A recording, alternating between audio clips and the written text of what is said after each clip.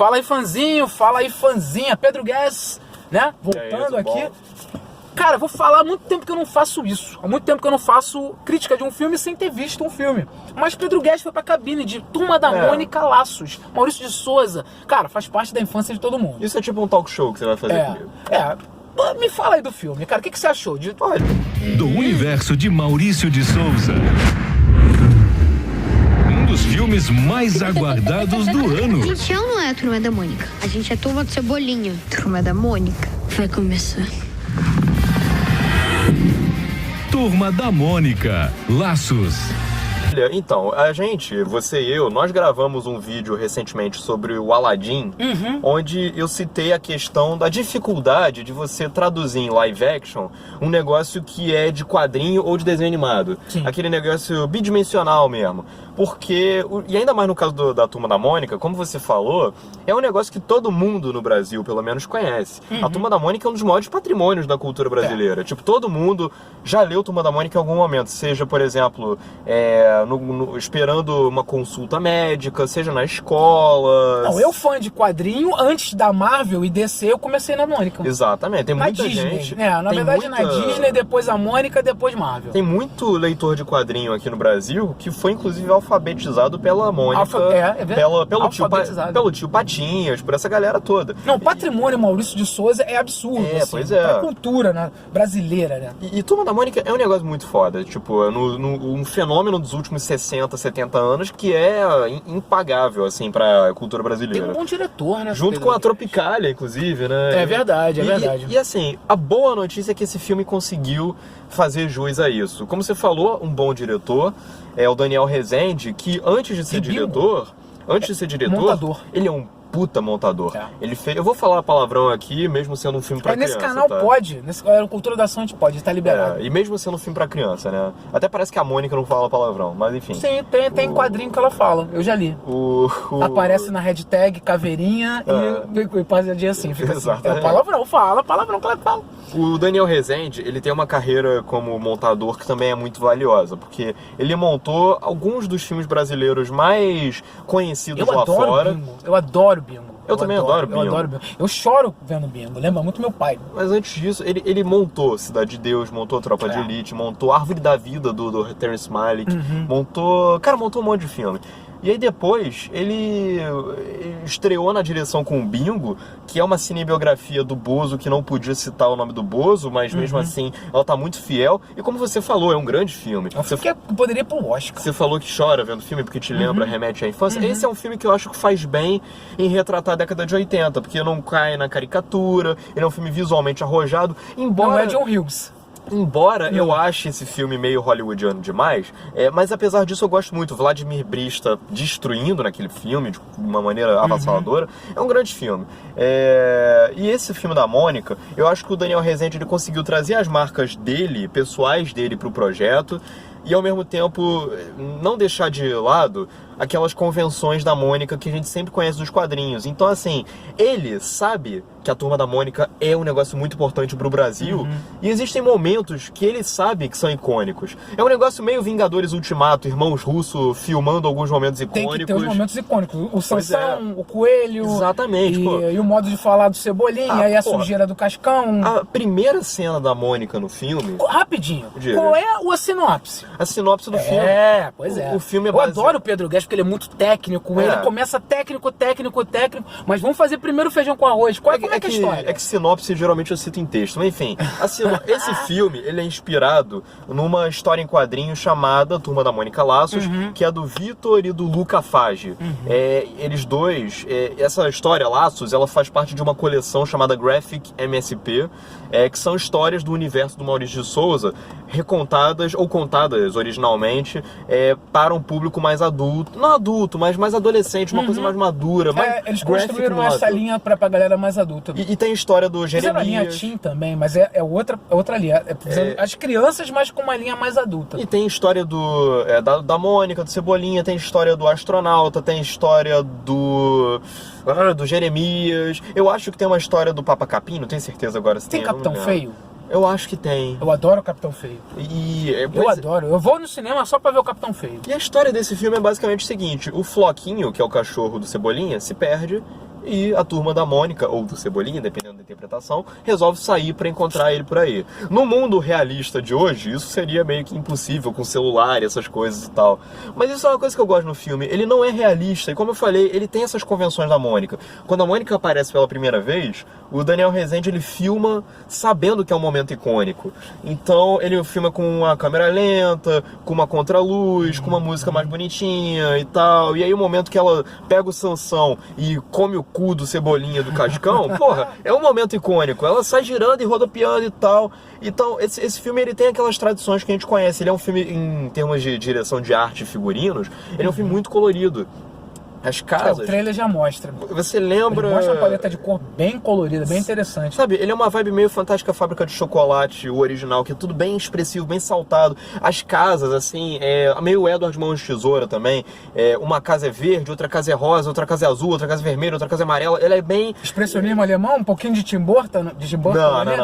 Não chegam a ser tortas. Não, só fazem uma construção com colorido, né? Ao contrário. É o contrário do expressionismo alemão, porque ele é bem coloridão mesmo, ele é bem certinho e tal.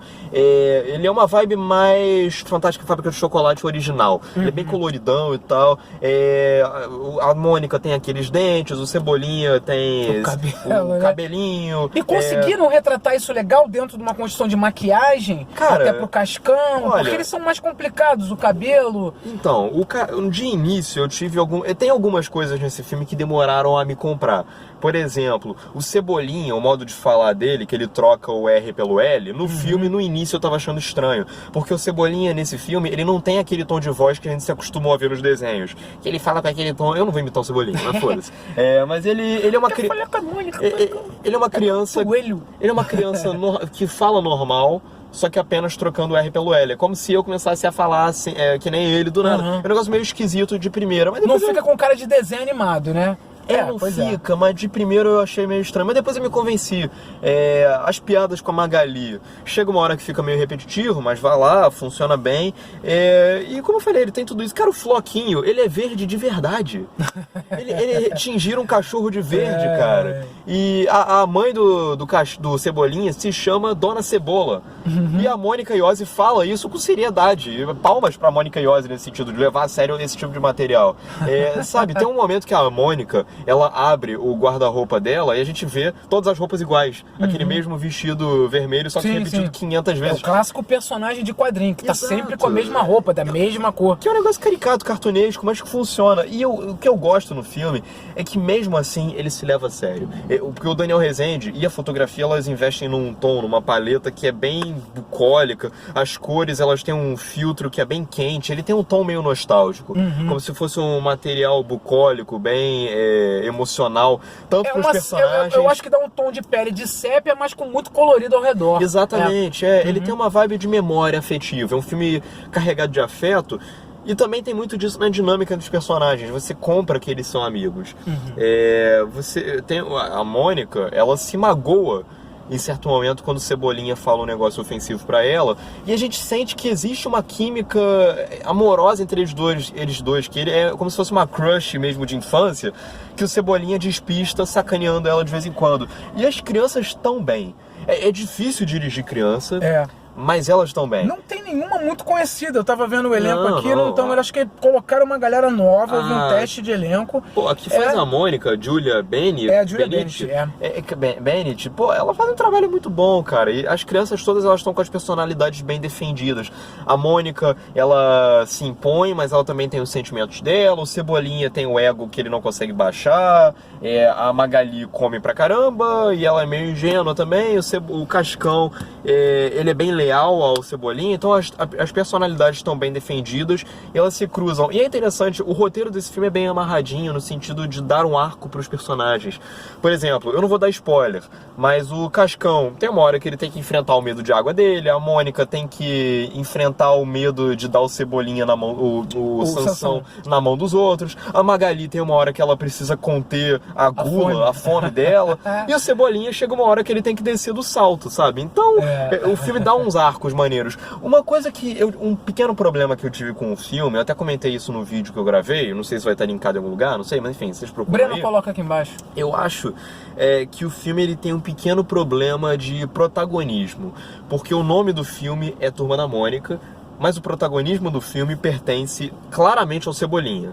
Tipo, ele é o primeiro a aparecer no filme, ele é o último a aparecer no filme, o maior arco do filme é dele, os maiores ela dramas. carrega o nome da capa do livro, então não tem como. Ele é o principal dentro de um universo que é dela. Pois é. Ela é o reconhecimento de tudo que ele tá ali, assim. Ele é o segundo. Ele é o segundo em comando sempre. Inclusive, todos os outros personagens, o Cascão, a Mônica, a Magali, todo mundo tá a serviço do Cebolinha na história. Então o maior arco do filme, o protagonista, é ele.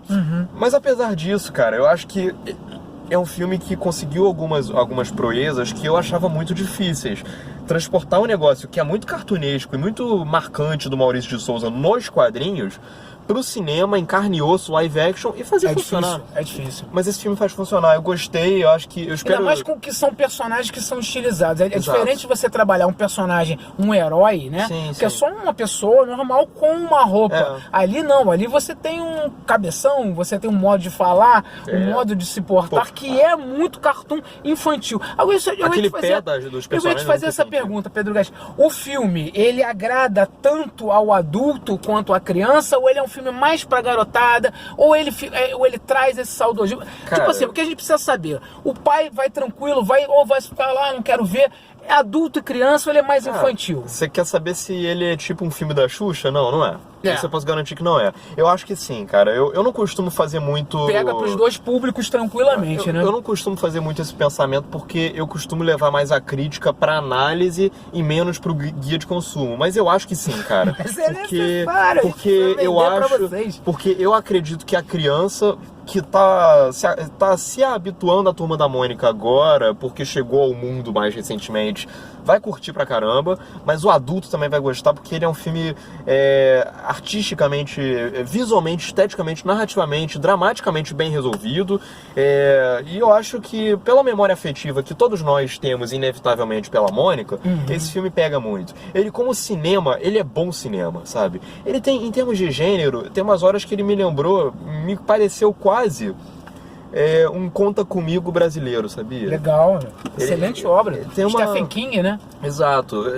Que é bem de criança, década de 80, né? E é diferente de John Hughes, é uma outra abordagem Exato. das crianças. Com um pouquinho de Goonies também, Goonies é legal. mas sabe, mas bem brasileiro. O que eu gosto nesse filme, que eu acho que a gente tem que valorizar, é o fato de ser um blockbuster brasileiro, com uma obra essencialmente brasileira, que todos os brasileiros conhecem. A gente tem que valorizar o nosso país. Igual o Bingo foi. Exato. E Bingo não foi valorizado porque não foi pro Oscar. Será que Turma da Mônica vai? Oscar de melhor filme internacional? Porque o que deveria ir mesmo, que vai garantir o Oscar, uma indicação certamente pra gente, é o Bacurau.